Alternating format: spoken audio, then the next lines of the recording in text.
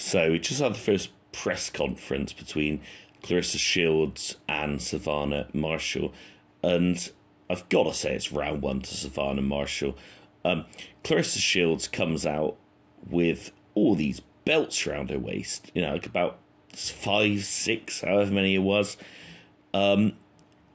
This is a fight at middleweight. Maybe she probably doesn't realise that. I think she's so ignorant she doesn't know the different weights in boxing.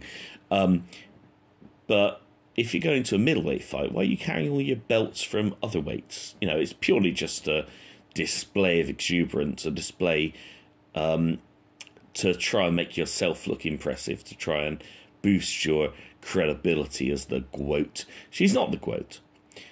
In terms of her achievement, she may be the best female boxer that we've seen thus far in terms of her achievements. If we're talking the greatest woman of all time, no, doesn't come close. I did a video on Mala Zimmerman, the girl who was about to be executed, and yet she attacked an SS officer even though she knew that would lead to her being beaten up. And then she was injected with phenol, but even before she died, she was chucked into a furnace, into one of the crematoria. That is GOATness, greatest woman of all time. If you listen to that video, and there's millions of examples of that. So it's very arrogant to call herself the GOAT. Maybe the best female boxer in terms of achievement. Nothing more. And boxing isn't everything in life, is it? So, comes out with all that. The other thing I noticed, she has a ginormous arse, Clarissa Shields. And if power is supposed to come from the legs, from pivoting your body, and the gluteus maximus muscles are the biggest and, most powerful in the body, why is she so feather-fisted? Her punch is like a feather duster. She's fast, give you that. Got fast legs, no power, and yet, she has a ginormous bum. But, that's just an observation of seeing her come out there. The other observation was that she's just looking incredibly sullen, grumpy, unpleasant. And there's an old adage, which I don't think really holds water, that a happy fighter is a dangerous fighter and all that stuff. She's just in a perpetually bad mood. It's not looking good for her, put it that way. We go to the face-off, and Savannah Marshall is clearly just, going through the paces. She's absolutely relaxed, 100%. The whole time, Shields is just looking pent up and looking angry and looking wound up and all this stuff. And then we go to the table where they're all sat down. Got Adam Smith in the middle, got Ben Shalom.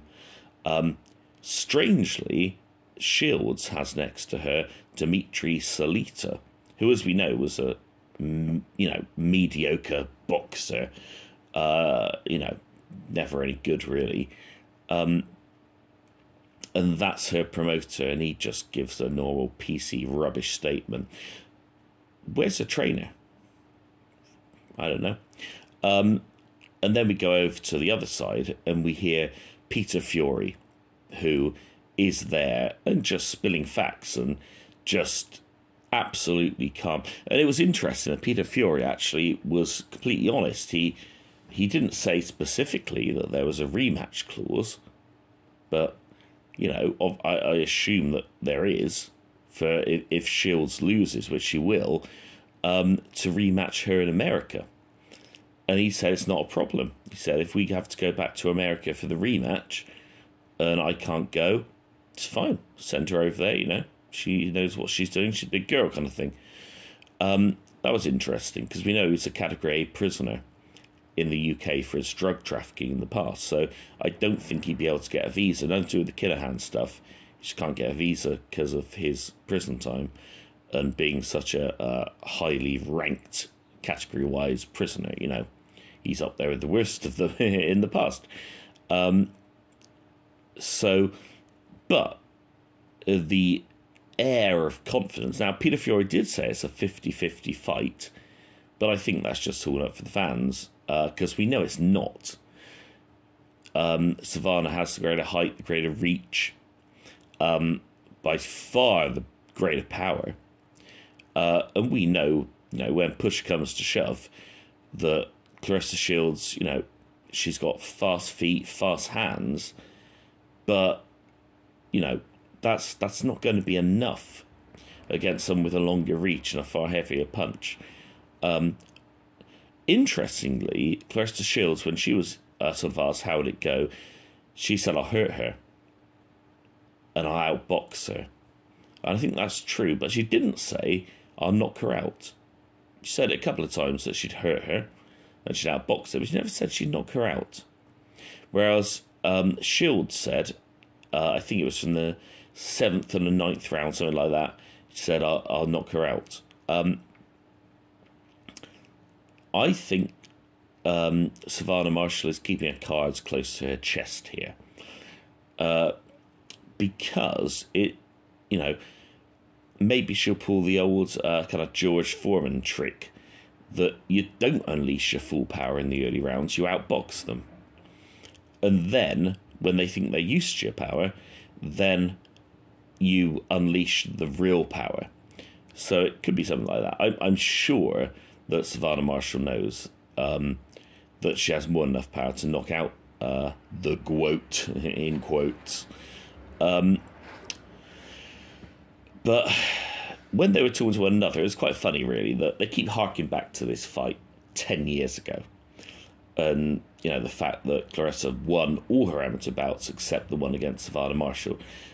And you can tell that it bugs Shields, the fact that she was like, the judging wasn't fair. I got 30 points in all my fights before that. And then this one I only got 8 points. And she got 14 or something. As if any of that matters. It really doesn't at this point. Obviously, Claressa is a few years old. I think she's 31 now. So she would have been 3 or 4 years older, I guess, than Shields, because Shields was 16, 17 around the time of that stuff. It doesn't matter anymore. You can have someone that's brilliant at the amateur level and then achieves nothing in the professional ranks.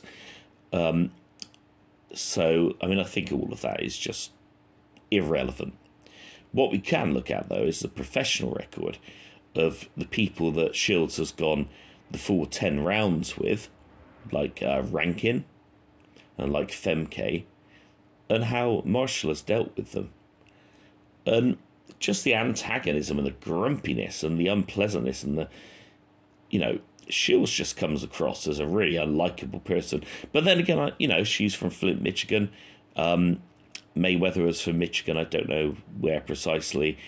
But it worked for him, didn't it? Everyone watching because they want to see them beaten. And I guess I fall into that trap as well. I will be watching this fight and this night because I really want to see Claressa Shields beaten because she's really a very unpleasant character. I can't stand her. It should be a good night, though. Baumgartner's fighting as well. It's going to be an all-women card, and don't have a problem with that at all. I like female fights because, you have 2-minute rounds, only 10 of them. It's kind of short and snappy, and yeah, not a problem at all. And if it's a weekend when I have my daughter, then we'll watch it together because she'll watch female fights, no problem at all. So, yeah. I have to say, round 1 to Savannah Marshall, just the way she was so poised, so confident, just sat there smirking at times, watching Claressa just get all irate and grumpy and sour. And she's got to be thinking, you don't know what's going to hit you. When you feel my full power, you're not going to know what's hit you kind of thing. And I believe that's the case. I've done a video, as my most watched one, about Claressa Shields versus Savannah Marshall. And the day is fast approaching. I think it's 10th of September. And, yeah, finally, all those hordes of idiots that keep calling her the GWOAT. And this is what Savannah Marshall said as well. The GWOAT thing is over after they see you. Well, she didn't say it this way, but, the reality is she'll be on the canvas. I was 60% sure. I think I'm probably 90% sure now. Savannah is certainly has more of the physical attributes, a heavier puncher, longer range. Claressa does have fast feet and very fast hands, and so the first half of the fight may not be very easy. You know, maybe even Savannah might be down on the cards, but that power will tell. You know, and if you look at Savannah Marshall, her technique, the way she develops the power, it's not a God-given ability like with Shields, where she just has this natural elite athletic skill. You know, no one can make your hands much faster than they are. That is down to something you're born with, your genetics. Savannah Marshall, the way she turns her punches over, the way she biomechanically moves her body into them, she's just and this goes, yeah, she's more, you know, just far more skilled. And this goes into your whole personality. The fact that Claressa Shields, judging by looking at her and hearing what she tweets or reading what she tweets, she's not a person you would want to contradict or want to disagree with or want to teach. So I don't think she's advanced very much from her early days. She truly believes she is the GOAT. Savannah Marshall has got, you know, Peter Fury in the corner training her. And believe me, if Peter Fury says jump, you say, how high, Mr. Fury? So she's come on leaps and bounds in her technique. And she knows how to develop and deliver that power. And we're going to see that. I mean, I've said it might be hairy for the first few rounds. Maybe it won't be. I suspect, you know, it'll take a few rounds for Savannah to figure out and get to grips with the speed of Shields. But it's going to be one-way traffic after a little bit. It may be the referee jumping in and stopping it. I would probably go with, you know, Shields being knocked down several times and the referee waving it off.